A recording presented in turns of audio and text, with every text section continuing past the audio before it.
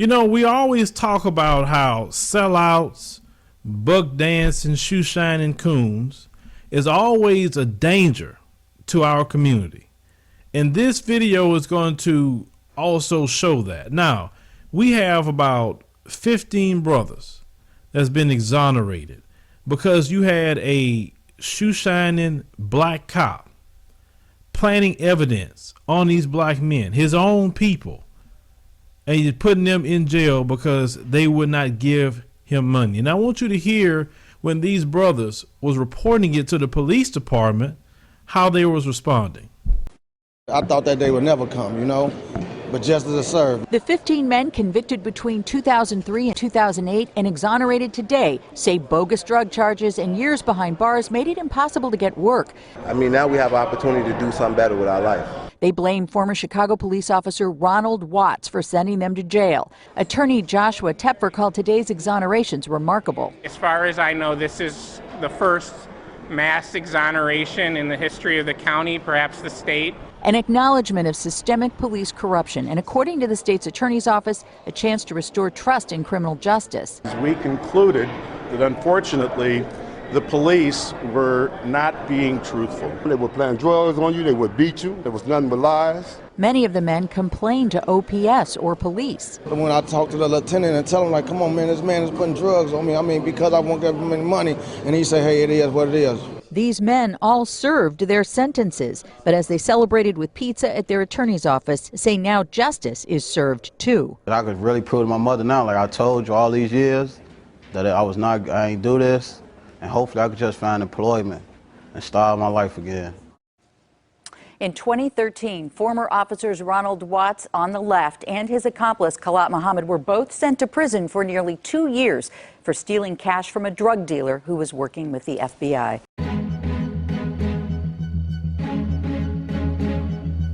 If you enjoy the engaging news and information we present on this channel, would you consider partnering with us on Patreon?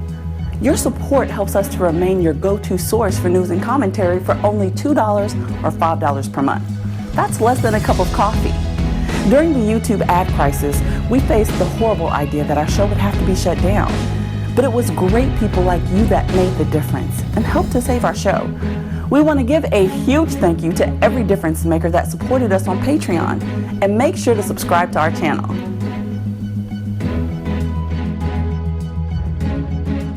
So as you heard, the one brother was stating that, listen, we reported it and they said that it is what it is. Translation, we're corrupt as hell. We're going to keep oppressing you. We're going to keep on abusing you and planting drugs on you. Now, they do this to black people because black people suffer economically. They don't have access to lawyers like some people in the white community would have access to. If you do things to black people in America, it's actually celebrated. It's justified. Even if the whole world watch police officers gun down a black man like Philando Castile in front of a woman and a child, it is still justified in this country to murder and kill black people. So when you have these shoe shining coons that want to please their slave masters on the police force, they will always target other black people because they know better. Because any type of sellout, no, you better not put your hand on white people. They know better than that. So that's why he was out there robbing black people.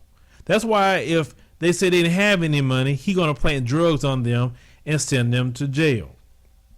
Now, you talk about, well, let's have more black officers in the community, and then you have 2 black cops doing that sort of thing. And you have to understand, Chicago was always a corrupt town, politically and in law enforcement, if you know the history of Chicago over time. I mean, think about it, all those racketeering laws and all that came out because of Al Capone and them back in the day. And this is why in that town that is ran by the Democratic Party, and we have to talk about that. See, for me, and rest assured, I don't side with no conservatives or no GOP because they don't like me either. I side with the black community. But I understand that the Democratic Party has touted themselves as a party who isn't racist and a party that wants to just help everybody. But yet we have suffered so much at the hands of the Democratic Party, which what's going on right now, you got a Democratic mayor. And yet look what's going on in the city of Chicago. Now, if that was a Republican that was running the town, all the politicians was Republican, you would swear up and down they are white supremacists, but you do not say anything about the white supremacists in the Democratic Party. In the city of Chicago, that same mayor closed 50 schools. That same Democratic mayor that was up there with Barack Obama closed 50 schools in the black community, schools that children need. But he didn't close a bunch of schools in the Caucasian community, now did he? Sending these children across gang territory to get to school. You see, the Democratic Party is no good for black people, and I'm glad black people are slowly waking up to that, because they have been no earthly good to us. They don't bring jobs to our community. They don't bring anything. It was a Democrat that brought in a crime bill that won't allow those brothers to get jobs or stay in places if they have a criminal record. It was a Democrat that did that by the name of Bill Clinton. And it was celebrated. You see, that party is so anti-black. You remember when I posted a story about Black Lives Matter and how they did a whole speech to say, don't promise them anything. Just basically curve them, BS with them. This issue in Chicago that's going on and different places all over the country, like Detroit and all these other ones, that so-called say they cool with black people, but yet we are in the most despair. The police is so corrupt in all these Democrat areas, but yet they don't say anything about that and they're not called out. It's time for black people to not only call out the police departments, yes, they need to.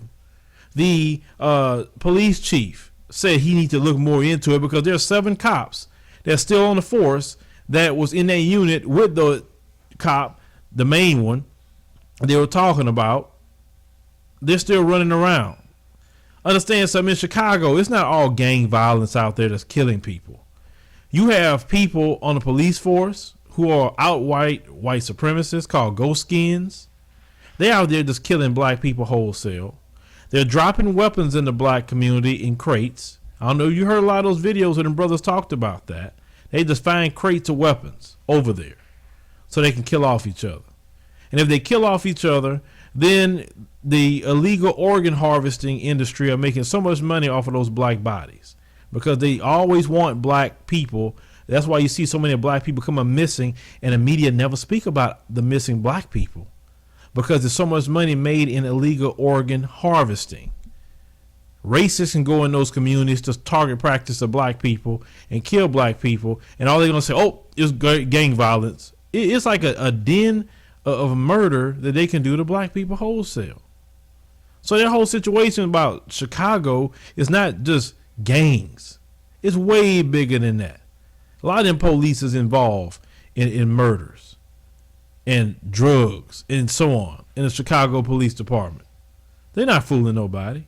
And the only thing now that you're starting to see this, but we know, especially from the black community, how dirty police can be. That's why we don't trust no police. None of them. Because you know the capability of what they can do. And in this white supremacist system, the police is God, because he's the enforcement arm of white supremacy. And that's why he can go in court and say, yeah, he had drugs, and automatically it's going to be believed. I tell you what, if any of you are on trial for anything and you see me sitting there in a jury box, you ain't got nothing to worry about. I promise you that.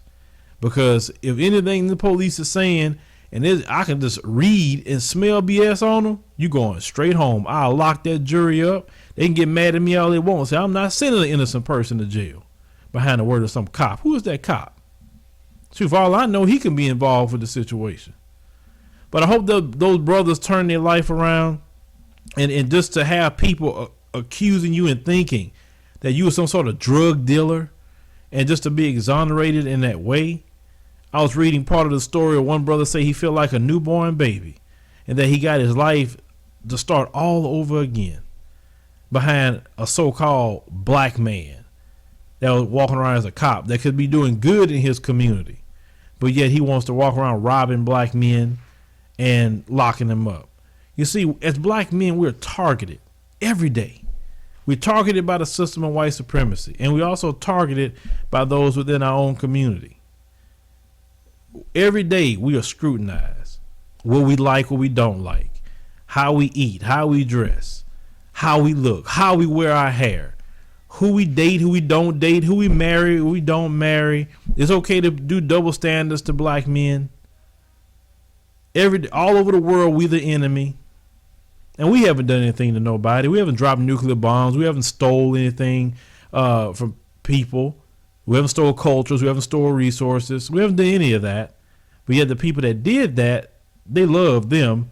But the people that did not do that, which is black men, and also black women haven't done that either, they hate us. So every day it is a struggle being a black man in America, and also keeping a smile on your face and trying to accomplish something. All the things that black men go through in this country, you would think black men would be the number one group of people that have the highest suicide rate. But we aren't like that because we are strong men. And it's just amazing to me how Caucasian males actually lead in suicide, and yet the system is set up for them. But I don't understand that one.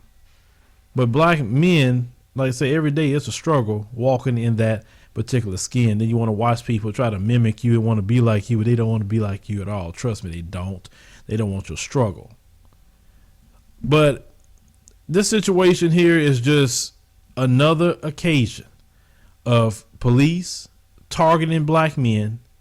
This is why coons are extremely dangerous to black people. You see what they do. This wasn't white cops doing this. This was some shoe shining, buck dancing, raccoon cops that did this. But leave me a comment. Let me know what you think about this particular story. Share this on social media because you need to know exactly what are these cops doing to other black people. Because some of these black cops ain't no earthly good either. Like the commentary, man, click the notification bell so you'll know when we post new news stories, because 62% of the viewership, as we're looking at, have not subscribed, and you need to know exactly when we put up a new commentary so you won't miss out on the news and information.